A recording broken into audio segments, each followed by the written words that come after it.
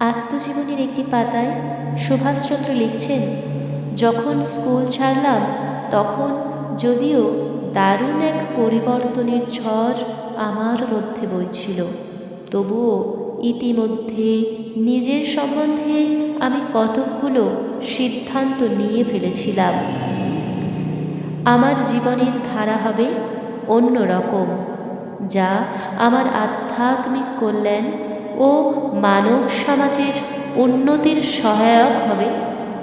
আমি দর্শন নিয়ে গভীরভাবে পড়াশুনো করব, যাতে জীবনের মৌলিক সমস্যাগুলি সমাধান করতে পারি। বাস্তব জীবনে যতটা সম্ভব রামকৃষ্ণ বিবেকানন্দের আদর্শকে অনুসরণ করব।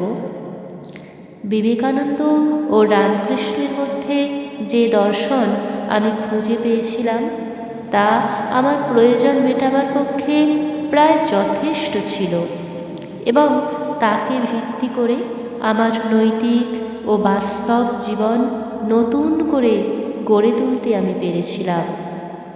এর সাহায্যে কয়েকটি মূল নীতি আমি শিখেছিলাম, যার দ্বারা আমার সামনে যখনই কোনো সমস্যা বা সংকট দেখা দিত তখনই আমার আচরণ কিংবা কার্যধারা নির্ণয় করা সম্ভব হতো।